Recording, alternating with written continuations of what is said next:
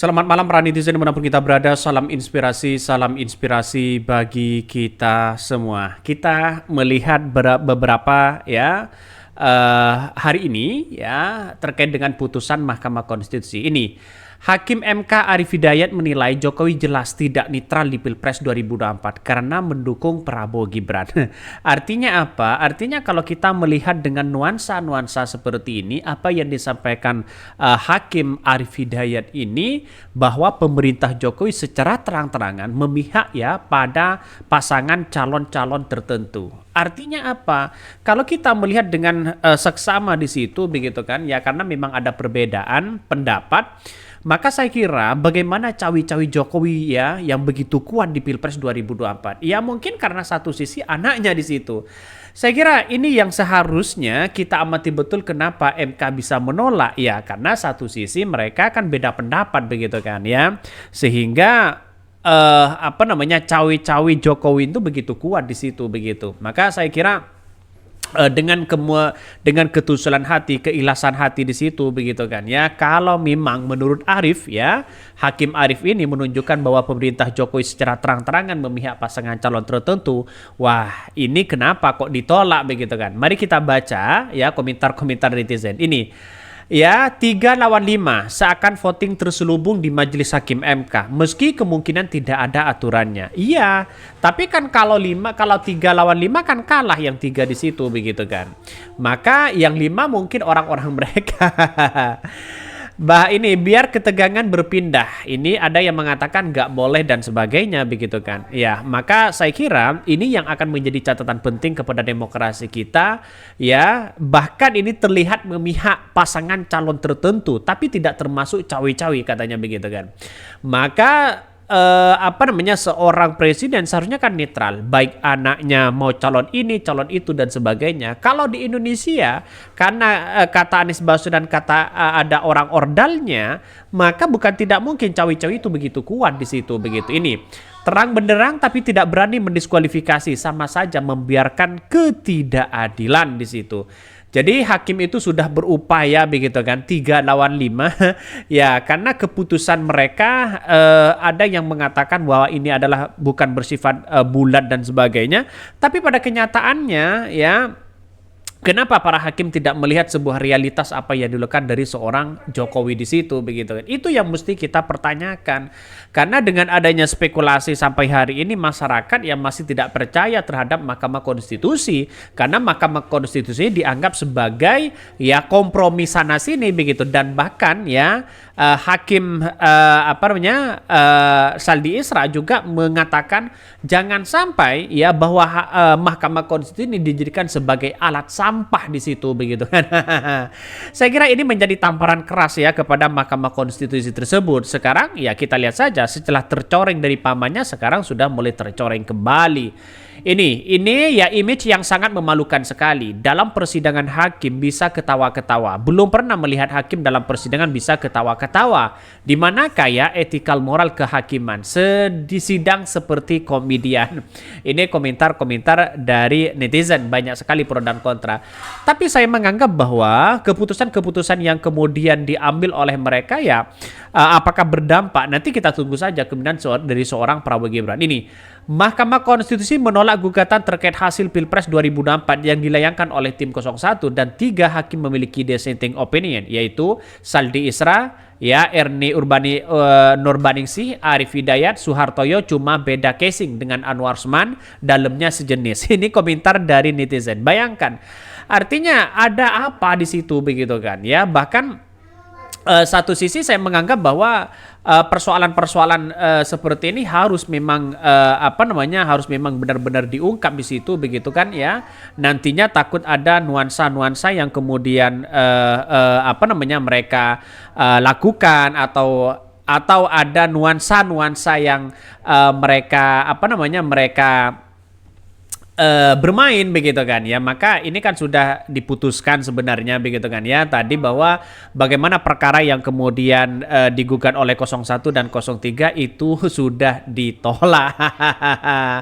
Jadi saya hanya ketawa saja begitu kan ya, karena dengan adanya seperti itu, kenapa sih dengan terang benderang seperti itu sudah jelas-jelas di situ masih saja ya tolak sana sini, apa yang terjadi kepada bangsa kita begitu kan. Maka secara tidak langsung saya kira ini yang akan menjadi catatan penting begitu kan ya kepada majelis hakim di situ begitu.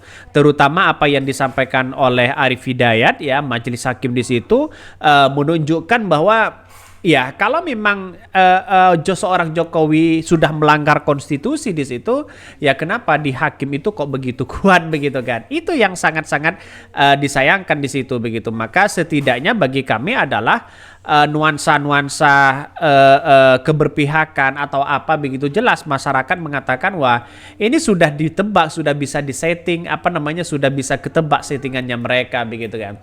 Jadi sekarang ini masyarakat Indonesia sudah berpandangan yang penting menang di KPU begitu kan ya, jelas begitu.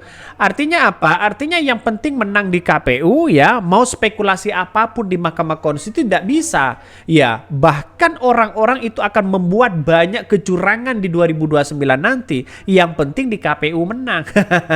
Apakah seperti itu begitu? Dalam beberapa persidangan dan sengketa yang kemudian diajukan, setidaknya harus ada undang-undang yang melindungi di situ untuk bagaimana caranya kalau memang ada cawe-cawe yang kuat, ada dugaan-dugaan kecurangan yang kuat di situ, ini harus didiskualifikasi begitu kan. Bukan seharusnya mana buktinya di situ begitu.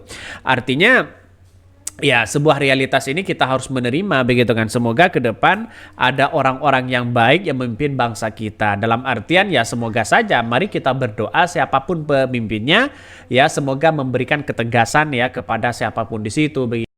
Bahkan mari kita baca terlebih dahulu ya beritanya. Ini sangat menarik begitu beritanya ya. Arif Hidayat usul dibentuk undang-undang lembaga kepresiden. Jokowi jelas dukung Prabowo, katanya begitu. Ya, ini Hakim MK Arif Hidayat menjadi satu dari 3 hakim yang menyatakan dissenting opinion terhadap ya putusan gugatan Pilpres 2024 yang dilayangkan Anies Baswedan dan Ganjar Mahfud. MK memutuskan menolak gugatan dari Anies Mohaimin dan Ganjar Mahfud. Namun Arif bersama Hakim Saldi Isra dan Eni Nurbaningsih menilai seharusnya 2 gugatan ini dikabulkan. Bahkan Arif menilai Presiden Jokowi sudah terbukti melakukan pelanggaran pemilu di 2024 secara terstruktur dan sistematis. Tak hanya Jokowi, kementerian dan lembaga dari tingkat ya pusat hingga daerah juga lah demikian. Ya untunglah ya, kita lihat saja di beberapa persidangan kemarin di Mahkamah Konstitusi terkait dengan terkait dengan pencalonan Gibran ya, juga hakim dari situ ya ada Saldi Isra, terus kemudian Eni Nurbaningsih, terus kemudian Arif Hidayat. Mereka juga menolak terkait dengan adanya seperti itu begitu kan. Ini seharusnya dikabulkan katanya begitu. Saya kira ini berpandangan bahwa apa yang kemudian terjadi kepada bangsa kita, kalau semuanya sudah dipreteli sana sini, ya mending ya nanti di 2029 yang penting menang walaupun ada dugaan-dugaan kecurangan besar begitu kan. Pasti strategi awal yang penting menang di KPU, dan bahkan ya MK bisa berasumsi secara kuantitatif kepada KPU di situ begitu. Saya kira ini akan menyalahi aturan. Setidaknya orang-orang yang kemudian melanggar secara konstitusi atau ada dugaan-dugaan yang kemudian menabrak hukum yang ada, ini seharusnya didiskualifikasi di situ begitu kan. Bagaimana cawe-cawe dari seorang Jokowi terkait dengan bansos yang ada? Kenapa bansos ini diberikan setelah saat musim pemilu? Kenapa tidak setelahnya? Kenapa tidak sesuai dengan jadwal saja di situ begitu? Dengan adanya kebijakan itu seharusnya ini yang dikabulkan begitu kan. Ia mengusulkan agar ke depan perlu dibentuk undang-undang khusus mengatur lembaga kepresidenan. Undang-undang ini perlu dibentuk karena Jokowi dinilai tidak bisa memisahkan mana kepentingan pribadi dan publik. Perlu juga dibuat undang-undang lembaga kepresiden yang memuat secara rinci dan detail uraian tugas pokok dan fungsi seorang presiden sebagai kepala negara dan sebagai kepala pemerintahan. Jelas Arif di situ ya. Lebih jauh, Arief menekankan Jokowi sebagai pemimpin negara seharusnya bersikap netral di Pilpres 2024. Jokowi menurutnya terlihat jelas mendukung pasangan calon tertentu, yaitu adalah Prabowo Gibran. Ya, sudah jelas begitu kan. Sejak awal saya sudah mewanti-wanti begitu kan. Dan bahkan para 3 hakim ini sudah memberikan keterangan sejelas-jelasnya di situ begitu. Seharusnya ini dikabulkan begitu kan. Karena 5 lawan 3 di Mahkamah Konstitusi, mereka jauh. Yang 5, ya kita lihat saja orang-orang siapa mereka. Artinya Soehartoyo ya sebagai ketua Mahkamah Konstitusi, jangan-jangan di balik ini semua tidak mungkinlah seorang Jokowi bisa melantik orang-orang mereka. Begitu logikanya begitu kan. Oke, ya mungkin itu yang kami sampaikan ya. Tonton terus channel Hodari Podcast Rakyat ini karena ada berita-berita menarik dan viral setiap harinya. Salam para netizen, salam inspirasi bagi kita semua. Jangan lupa di subscribe channel YouTube Hodari Podcast Rakyat ini.